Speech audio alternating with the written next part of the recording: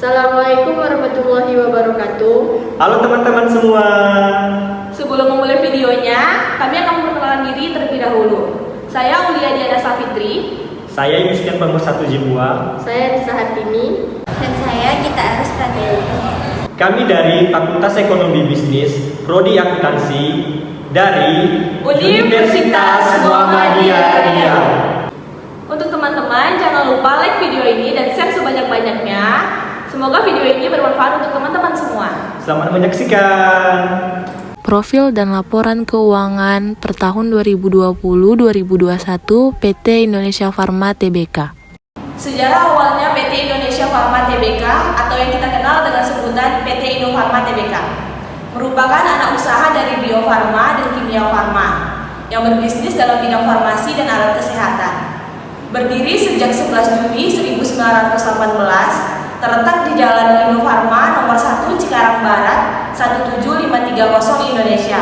PT Indonesia Farma memiliki kapasitas lebih dari 3 miliar obat dan 150 ton natural ekstrak per tahunnya, serta telah memiliki 328 persetujuan izin edar yang terdiri dari obat generik berlogo, obat generik bermerek, obat over the counter, alat kesehatan dan non-kesehatan, serta perbekalan kesehatan rumah tangga lainnya. Berikut jejak langkah PT Indofarma Tbk.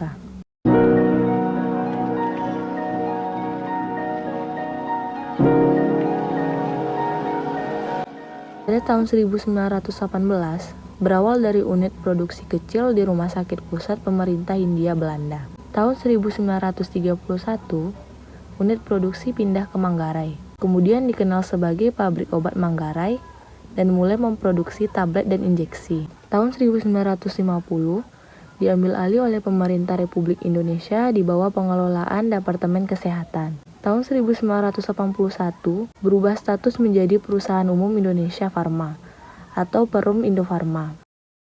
Di tahun 2000, pendirian anak perusahaan PT Indofarma Global Medica atau IGM. Tahun 2001, pencatatan saham perdana PT Indofarma Persero Tbk. Pada tahun 2011, Kuasi reorganisasi sebagai awal era percepatan pertumbuhan. Pada tahun 2017, PT Indofarma memperoleh sertifikat CPOTB dari BPOM untuk sediaan ekstrak, tablet, kapsul, serbuk efervescen, cairan obat dalam dan serbuk oral. Juga mendapatkan sertifikat halal dari LPPOM MUI untuk produk taburi kategori suplemen dan makanan. Mendapatkan sertifikat dari LPPOM MUI untuk sistem jaminan halal dengan kategori cukup.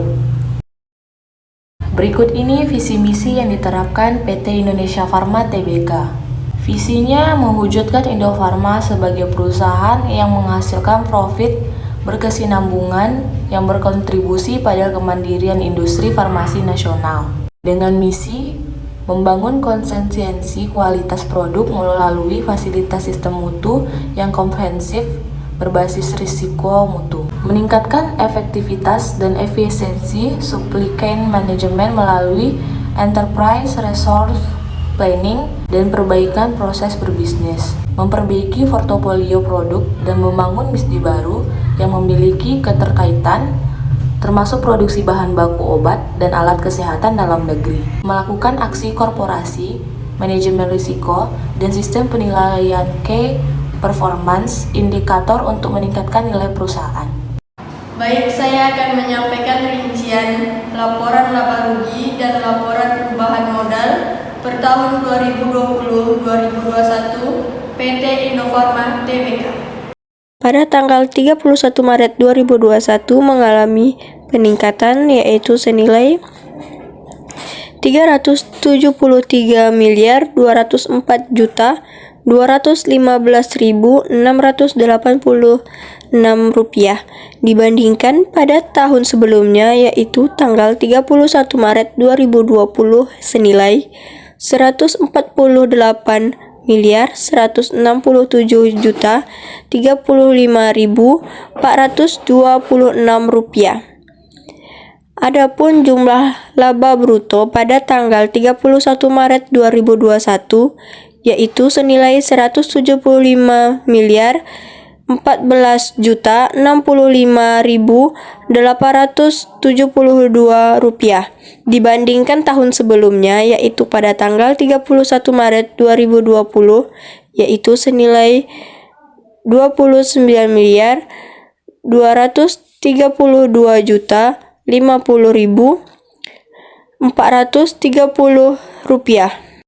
Adapun laporan perubahan ekuitas pada tanggal 31 Maret 2020 yang mana saldo awal yaitu senilai Rp504.395.327.036, di mana mengalami kerugian senilai minus Rp21.430.290.047, di mana saldo akhirnya yaitu senilai Rp485.536.989.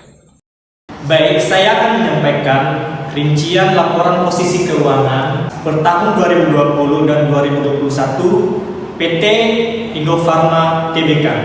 Jumlah aset per tahun 2020-2021 PT Indofarma Tbk mengalami peningkatan. Jumlah aset lancar pada tahun 2021 sebesar Rp1.982.173.694. Sedangkan jumlah aset lancar pada tahun 2020 sebesar Rp1.132.732.820.080. Pada tahun 2020, jumlah liabilitasnya sebesar Rp446.256.244.007, mengalami penurunan pada tahun 2021 sebesar Rp439.475.826.497.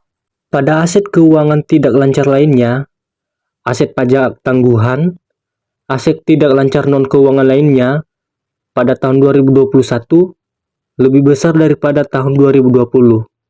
Jadi, jumlah ekuitas pada tahun 2020 sebesar Rp430.326.476.519, mengalami peningkatan pada tahun 2021 sebesar Rp432.149.304.122.